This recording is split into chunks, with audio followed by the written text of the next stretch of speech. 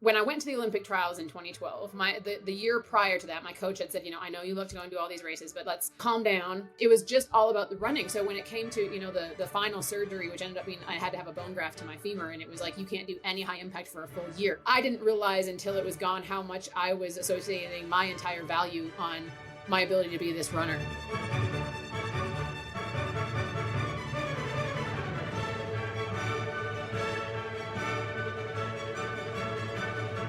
Welcome to the Science of Leadership, the podcast dedicated to helping you become a better leader. Here, you'll gain valuable knowledge, hear inspiring stories, and learn the scientific principles that promote exceptional leadership.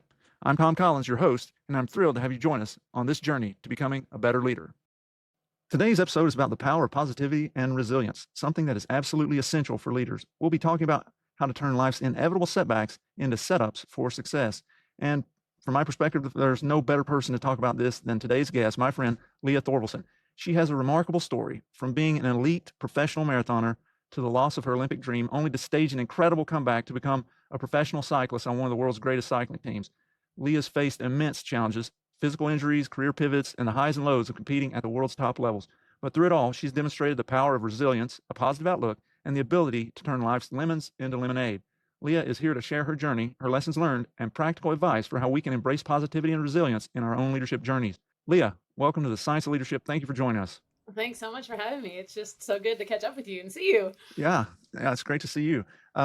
Well, before we get into how you've been able to maintain a positive outlook and overcome adversity, can you set the stage for us by sharing some of your story, especially your running career? I started out running, I guess, in junior high and high school. I kind of did mid-short distance, but I always knew, or I knew when I got into college. I ran cross country and track, and I just really fell in love with the training. I just love to get out and do, when a lot of the runners would kind of gripe about the summertime having to put in this base mileage, I loved it. It was just, how much can I do? And so I always had kind of an inkling that post-collegiate, I wanted to try marathons. And that's just where I really found my stride. I was never, I was okay as a collegiate competitive runner, but I wasn't I didn't ever even get to go to national championships or anything because I wasn't real fast, but I could stay kind of fast for a long time. I loved everything about it. I loved the training. I loved going to the races, road tripping with friends. We had a really tight knit running community in Little Rock. And there was a group of, it wasn't always all the same people, but there was a group of probably 15, 20 of us that between 2 and 10 of us at a time would road trip around the country running marathons. I think I've done somewhere, I knew the count at one point, it's been a while now, but I think I've done 40 something marathons. And all of those taking place in a 10-year span. So as a competitor, there's a lot of people that, these marathon maniacs, they do a marathon every weekend for a year or more.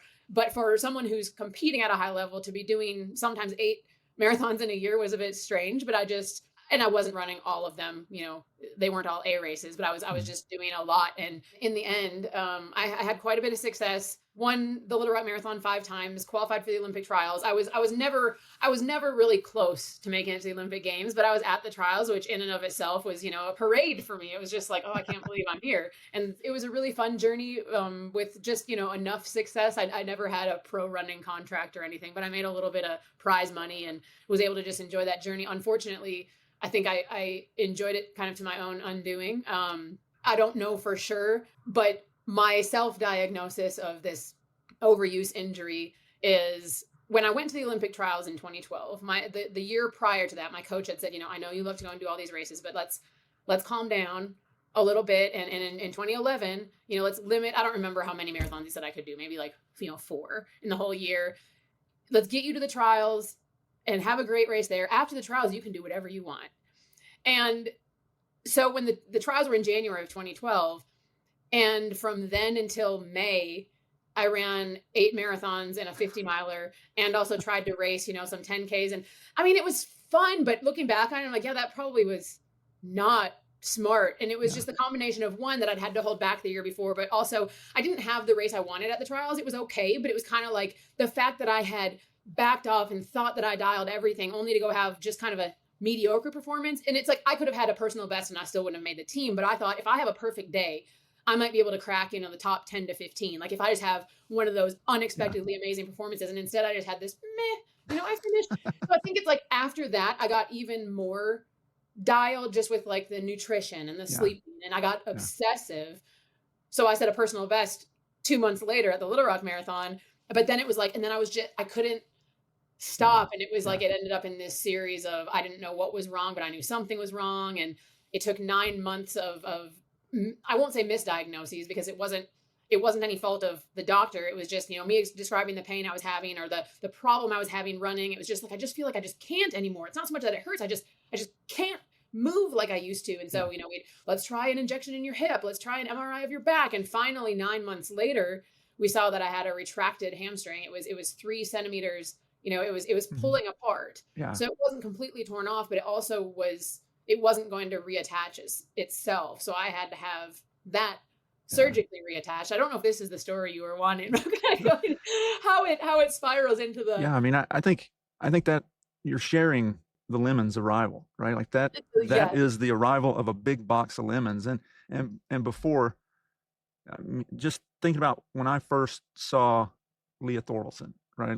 Like we moved to Little Rock in 2010, and I was ramping up in triathlon at the time, and was doing a lot of races in tri, and Miss was, running various distances or whatever. And so we would do some races together, just road races, and we'd occasionally see you out there, right? And it's like, who is this? And I think you had a pixie haircut at the time, right? I did. And it was like, who is that person? Like, she's crushing it. And always, everybody else is just like, oh God, it's so hot, it's so hard, it's whatever. And you were just like, just smiling, like it was like your moment, and often wearing some crazy costume, and just having fun, like just having a blast. Like, I remember running the Soaring Wings in Conway, and you were dressed up as like a cowgirl, in that. And I mean, it was just it's like, she's insane, but dang, she can move, right?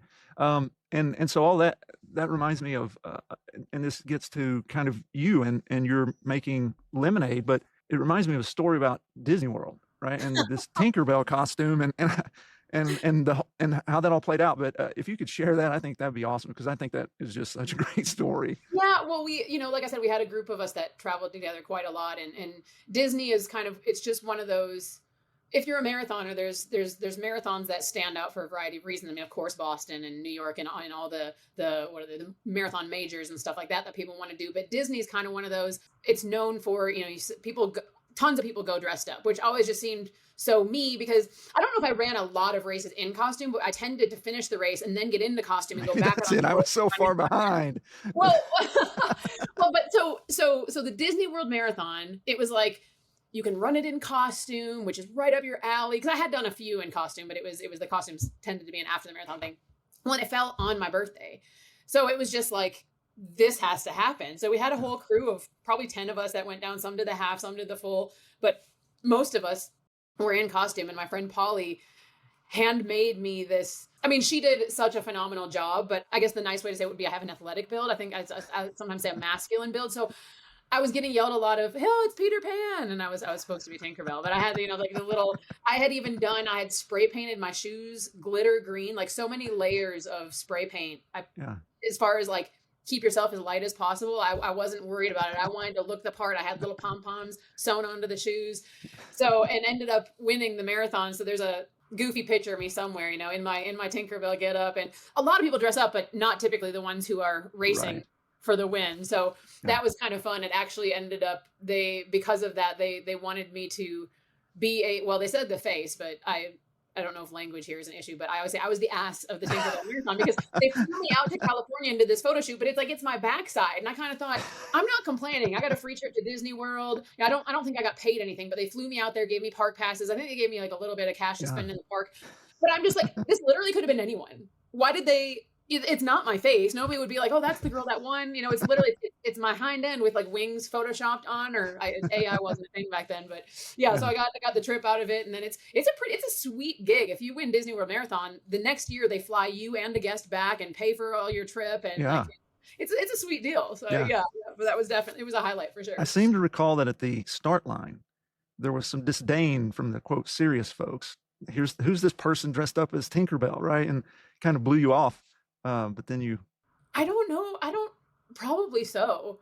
Probably so. And I don't really. I can tell you some stories about disdain, but I don't particularly remember it there. But I'm sure I was getting some strange looks, just kind of like, why are you, get out of the way? Because I mean, we've all been at a local race and, bless their heart, but particularly with like young kids and a line up in the front, Right. you're just like, I don't want to trample a child, but get out of here. So I think it was kind of that kind of look, just, Yeah. everybody's shaking out and, jumping around and doing Yeah. this and stretching and then looking at me. And I've got this little skirt Velcroed over my race buns and glitter shoes with pom-poms on them.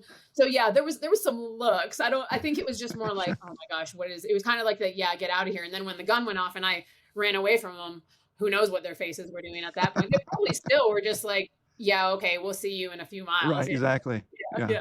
Yeah. Well, so shifting gears to, so we kind of covered the box of lemons arrives, but this gets to kind of your spirit. I remember in 2000, maybe 15 or so, you had your injury to your knee, had surgery, I think, and you did a 5K on crutches, right? You were aiming to set a Guinness World Record. Am I wrong in recalling that you beat the time, but because you didn't have like a bunch of different people filming in different angles and all this, that they didn't honor it or something like that? Yeah, and to be honest, I can't. So there was a 3-year period where I had 4 surgeries, and I can't recall exactly which surgery this was after, but I was trying to be a good patient, but I also I'm not a good at sitting still. So it's like when they would say, first it would be, immobile or kind of couch bound for however long. And then it was like, okay, now you can walk or you can move about as needed as you were comfortable on your crutches.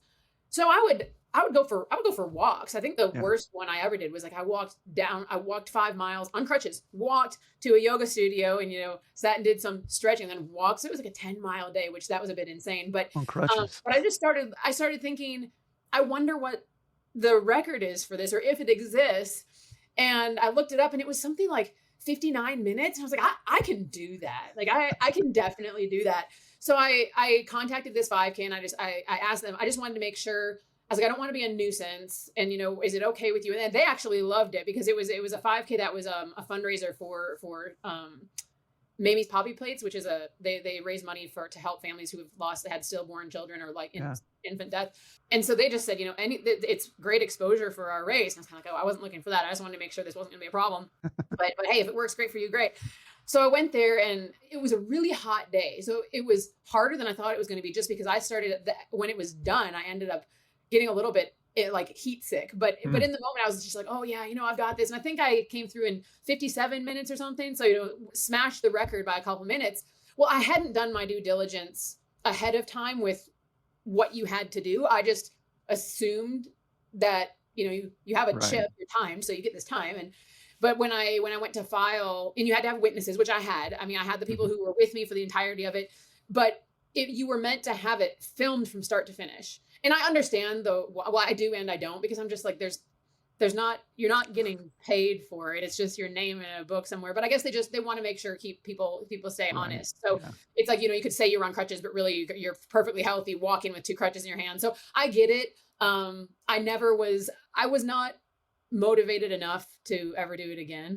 Like I just kind of thought, maybe one day I'll do this, and who knows, maybe one day I still will. I guess you don't have to be hurt as long as you actually do only use one leg in your crutches. But I just kind of thought, I know that I did it. I don't really care if I knew. So I have unofficially the Guinness Book of World Records for, and it may have been broken since. I haven't kept up with it. But at one point, I unofficially held that title. Yeah. Well, okay. So now you're out there on crutches, and I recall us having some conversations back then. It was a hard time, certainly, wrestling with those things. But so you kind of lost this dream and this joy that you've described of an identity, really, right? It was kind of like right.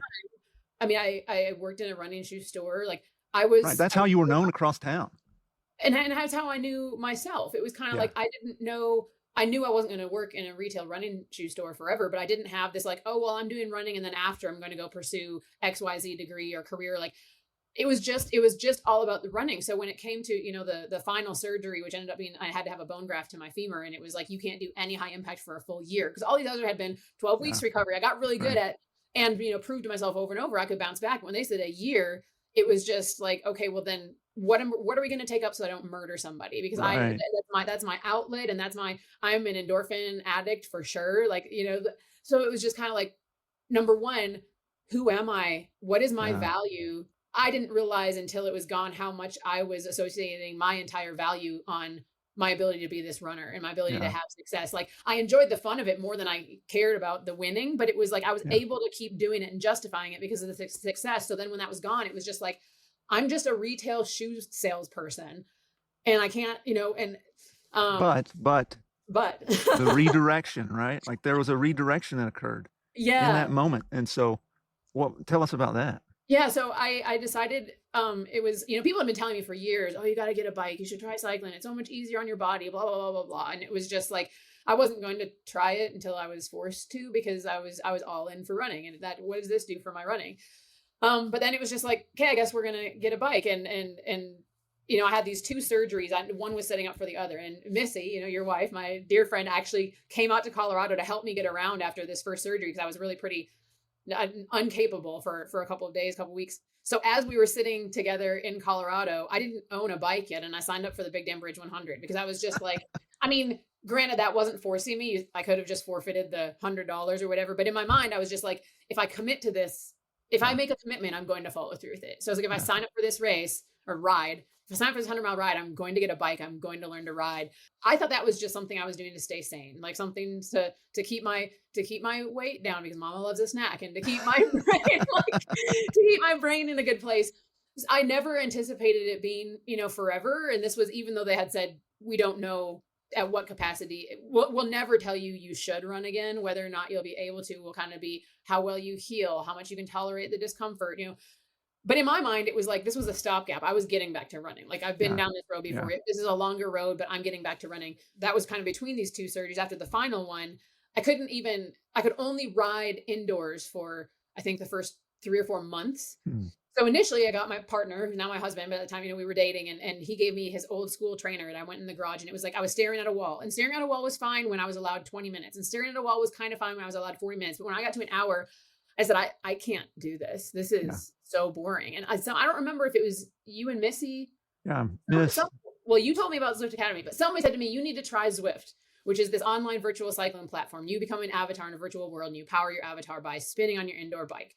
I thought, okay, this sounds good. And then, so I was on Zwift, and life is good again. I can sit there and I can just crank away. But it's still, all it was for me was sanity. I never thought about outdoor racing. I never thought about whatever. Well, I get a text from Missy one day, and she goes, well, Tom, and I know you've been doing this Zwift a lot, and check this out. And it was this link to this thing called Zwift Academy. And it was like, become a pro cyclist. And I will never forget it. I don't know where I was going, but I was in the back of a car reading about this. And two thoughts that went through my mind. One was, because Missy's text said, you should do this, you would probably win.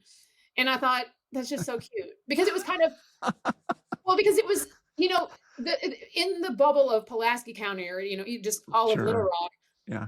I was a good runner, but there was, in the community, there was a very inflated understanding of how good people thought I was.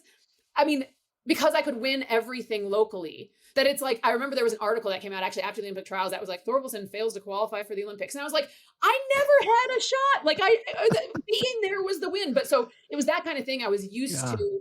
I just thought, well, of course they think I could win this, because people think that I'm going to the Olympics. People think that I could win the world championship of marathon. So yes, I'm good. I have talent, but I'm not as good. So when Missy said you would probably win, I took it with an absolute grain of salt. But I remember looking at the description of this program and thinking, this is the kind of thing I could win if they offered something like this for runners. Like, I wonder what the person who's going to win this is doing right now. Because this is like, I barely wondering that very thing. Yeah, I was just like, I wonder who it is. Like, what is the life of someone who's as successful in cycling as I've been in running? What are they doing right now? Like, it was, oh, you can be a professional cyclist. Like, I just wasn't, I used to watch the Tour de France, but beyond that, it's like, I didn't follow women's cycling. I didn't really follow any other bike racing. It just didn't even register in my mind. Like, this is something people do for a career. Like, I think I registered right then and there, because you kind of pre-register. It didn't cost anything. It was just this free program. Sure, I'll go ahead and do that. And then, I can, the Cliff Notes version is, months, or I guess about a year later, I won the dang, I won the pro cycling contract. And I will say the caveat to that, it was as much of a surprise to me and everyone putting on the competition that someone at the time I was 37 years old. I'd been cycling for less than a year. I'd never been in a race with more than 15 women. The program still exists. And the people who win it now are typically early 20s at oldest. They've been dreaming of cycling since they were 9. They're looking for a proven level of experience, but I was in the right place at the right time and seized the opportunity, right? It's like that year, the average age of the participant was 38. And I remember going to the final, it was this thing that whittled down from semifinalist to finalist, and the finalists, 3 of us went to Mallorca with this professional cycling team, which was a terrifying thing in and of itself, because you're just like, oh, this was a cute concept in my mind of like, how funny would it be if you made it to the finals and they're like, she can't ride a bike. And then when it actually happened, it was just like, just don't embarrass yourself every single day. But the 3 of us 2 of us were 37, 1 was 41. None of us had been cycling more than a year. Like that just would not happen now. So when I say I would never win it today, that's not me being modest. That's just facts. But I had the power and I had the, and I had the opportunity. So there I went onto the world tour, which for people listening who don't follow cycling at all, most everyone's heard of the Tour de France. There is now a women's Tour de France. The years that I was there was not, but I was on the level of team that, the team that I was on back then, now like they won the women's Tour de France last year. So it was the tip of the top. It's like, it's hard for me to explain. It's kind of like see this standout player in Little League and you're like, sign him to the world, to the, right. The team not only that's winning the World Series, right. Start him, not just like, let's put him on the bench and let him learn. Like I rode in the Giro d'Italia that year. I didn't belong there. I mean, it was the coolest and simultaneously scariest thing I've ever done in my life. Yeah. Well, but through this all, right? Like there's this positivity, this resilience that I think is there. How important do you think that has been in your trajectory? Oh, monumental. I mean, everything, right? It's everything. I mean, I think part of that is it's a faith thing for me. Because I know in that first moment when the injury series began, I didn't have suicidal thoughts, but I just didn't know what I was going to do with myself. I was just like, I know in a way things will be fine, but I don't. Like, how is this ever going to be okay?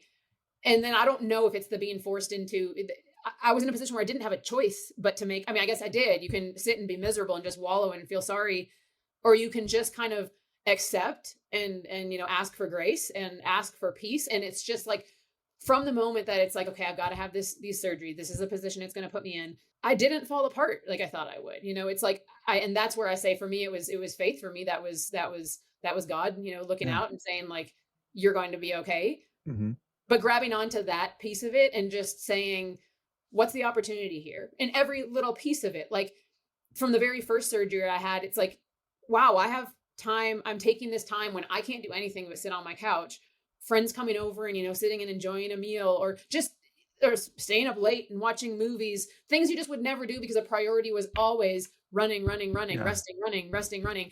And so it was like, okay, well, I'm going to enjoy this quiet time. I'm going to enjoy spending the time with these people doing things that I otherwise would be spending time running. And then, when the cycling thing came about, like just every step of the way, in the competition, it was like, if you get to the semifinals, you get a pro jersey and you get this special trainer. And it was like, that was my only goal. I was like, I want to win those things. Right. And then it was like, oh, if you go to the finals, you get to go to Spain. I was like, I just want a trip to Spain. Like, there's no way they're going to see me ride. I'm going to win this pro cycling contract. I just want a trip to Spain. And then when I won, it was like, oh, wow, this is terrifying. But I just knew it was like, I need to lean into this and try. I think that it will. I never thought I may win some bike race and be successful, but I think it will be okay. And if it's not okay, I can go back to my old life. Like my old life is going to be there. So this is an opportunity I'm not going to miss out on. So I think looking for those silver linings, looking for those open windows, I mean, it's such cliche things of when one door closes, a window opens, but it's just like, sometimes the doors that open are they swing open and there's music on the other side. And you're like, oh wow, look at that. And sometimes they're hidden, behind a wall of moss, and you've got it. But I have found that, I hate to say this because somebody's going to say, oh well, this person died. Where's the silver lining in that? Like, but in most things in life, if you look hard enough, there is an opportunity. It's incredibly hard to see when you're in kind of the downside of it. But the thing is that nothing lasts forever, good or bad. When things are sailing along, it's like, a hardship is going to come, but you just have to try to live in the positive moment, enjoy the experience. And on the flip side of that, sometimes it feels like you're just sliding down at such a rapid pace. It's like, how have I not hit the bottom yet? But you will, and you'll look back on it, and what feels like this monumental space and time is just it's such a tiny little blip. Yeah. So I try to tell myself that when I go through hard times now, and knock on wood, I haven't had a surgery of physical injury surgery in almost 10 years now, but I just try to remind myself, like, things will get back to a normal. Yeah. It might feel like the old normal, it might feel different, but this low, this sitting in this, it won't last forever. And try to find, like, okay, while I'm down here, what's going to be the positive, or where can I find a Right. positive? And like I said, sometimes they're just staring you right in the face, and other times you got to hunt for them, but they're Yeah. there. Yeah. Well, your story, which is just so personally to me, even you're my friend, but it's so personally inspiring on so many levels. But it reminds me of what researchers in this field of positive psychology refer to as post-traumatic growth. So it's sort of like when we exercise, when we're lifting weights or whatever, we're actually injuring ourselves so that then they recover and build stronger. And our minds, our brains, our psyche do the same thing. So it's this idea that adversity can lead to profound personal development if we approach challenges with the right mindset. Like you're saying, okay, what's the positive? Where's the silver lining? And so when we look at more at research among leaders, since this is the science of leadership, there's a lady named Barbara Fredrickson and several others who've actually shown that for leaders, when they maintain a positive outlook, it broadens our ability to see solutions, connect with others.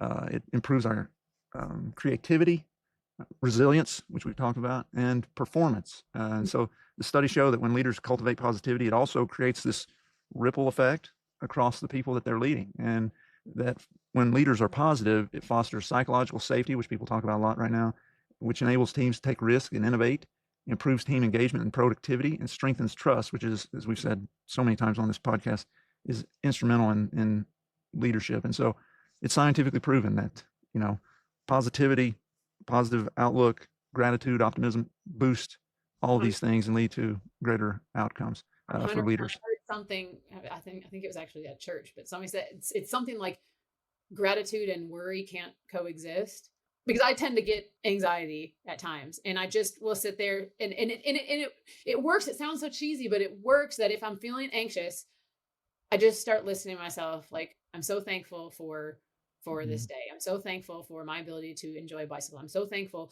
And it's not, I won't say, it's like, oh, you just feel it melt away. No, it doesn't work like that, but you trigger your mind, right? Like, you Yeah. stop Yeah. to stop yourself from thinking about the things that are causing you to be anxious. I mean, at the end of the day, if there's a thing that's causing you to be anxious, that's within you or within your ability to control it, you need to resolve that. But sometimes you just find yourself feeling these things. And if you can flip that mental switch, gratitude and worry Yeah. cannot That my grandmother, who was the most important person in my life, she would always say, count your blessings. If you spend all your time counting your blessings, you won't have time to worry about everything else. Yeah. And so that fits exactly with what you're saying. And I think that leads to kind of the next question is, what lessons from your experiences would you share with others on how to stay positive and, and be able to move through those challenges? I mean, you talked about looking for the positive, looking for the silver lining, being in that terrible moment and being like, how can this be better? And then cultivating an attitude of gratitude, so to speak. I talk about being grateful, but sometimes trust your intuition about opportunities. I think when this cycling opportunity came up, like I said, it was scary. And I just remember thinking, when I actually won it, what does this even mean? Like, what does life look like now? And, and fortunately now things are getting better in this regard. But at the time, as a female pro cyclist, money was terrible. So it's like I was leaving behind a decent career for like 75% pay cut. And it was scary. But I knew I needed to go for it and just trust it and just try it. I think lean into your intuition on there and trust that you belong in a space, whether that's, for me as a pro cyclist, or if it's in whatever leadership position. I think for somebody coming into a leadership position who hasn't been there before, it's intimidating. And I think there's a lot of self-sabotage and self-doubt and the things in your mind that want to tell you you don't have what it takes to be here. Imposter syndrome, right? Yeah. Right. The worst imposter syndrome. And I think, doing the best you can to positive self-talk or whatever it is. For some people, it's reading those books. Sometimes I read those books and they make me feel like they're calling out all my insecurities. But whatever it is, whatever works for you. And I know some people, they do a gratitude journal and they write down things every day. I am this, I'm the positive self-talk, but just trusting that you do belong there, because it will, your actions, I think, will follow. Like I think you can kind of see it in someone who doesn't feel that they belong in a space. But if you are being trusted as a leader and looked to as a leader, it's kind of that. I actually hate the saying "fake it till you make it," but like I would say sometimes, like, you can say anything to somebody who's not, if neither of you are an expert in a field, if you say something with enough confidence, you can sell it. And I'm not advocating lying about things. I'm just saying, Right. use that kind of mentality to, just like, yes, I belong in this role. Yes, Yeah. I'm capable of being a leader here. Yes, people are looking up to me, and they're looking up to me for a reason. So I think, yeah, just building up your self-confidence, feeding yourself messages of self-confidence, and Mm-hmm.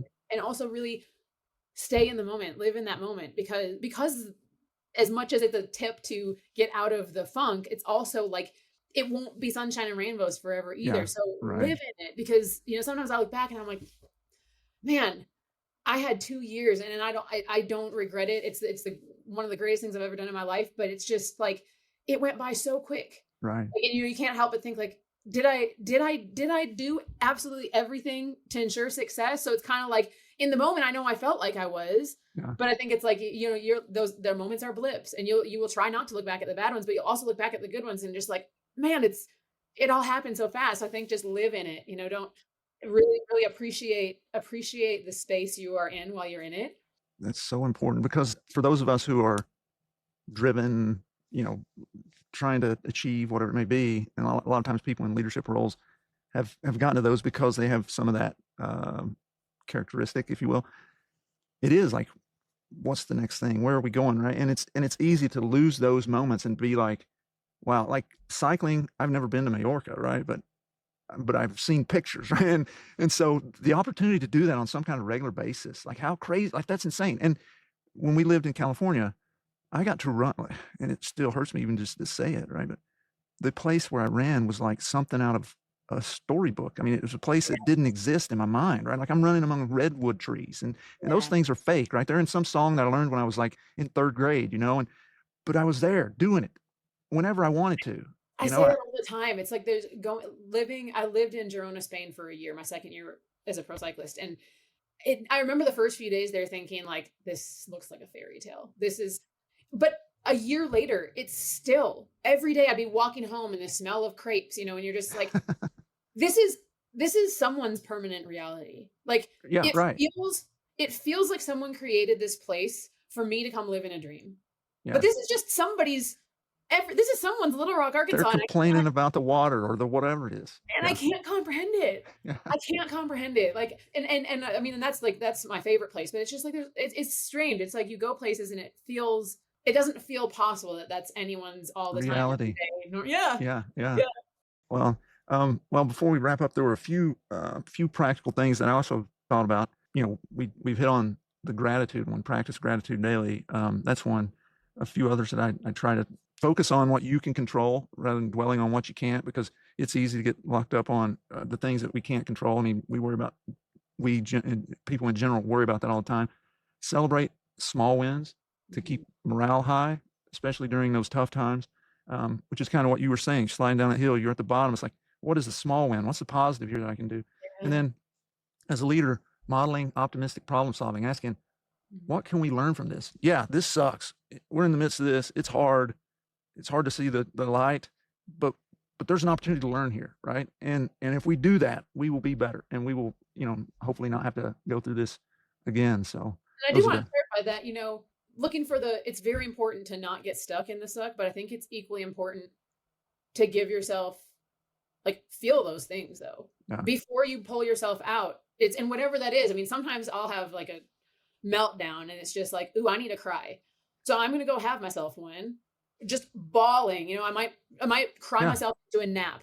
And then when you get up, like, you're going to do something else. Yeah. Like whether that's Yeah. you go for a walk, you go for a run, you go get yourself an ice cream sundae, like whatever it is, but don't ignore, like feel the feels, just kind of give yourself a limit. And I'm not like, there's some things you can't get over in one little cry session or one little day, but it's just Yeah. like, I think it's important though to each day, okay, I've got to snap myself out of this. And sometimes the last thing you want to do is the thing you need to do the most, especially I think like being around other people. Like when you feel like you want to isolate for long term, give yourself that time, because sometimes it's just like, I need to feel cruddy, but then it's like, okay, I'm just going to go out and do this, because 9 times out of 10, at least you'll feel better when you force your mind out of the spiral it wants to go into, find yourself a support system of people. Like, for me, it's my teammates and, well, obviously my husband, but it's like the people that you can just say, like, I don't want you to fix anything. I don't want to talk about it, or I do want to talk about it, Right. but I'm feeling like absolute and here's why.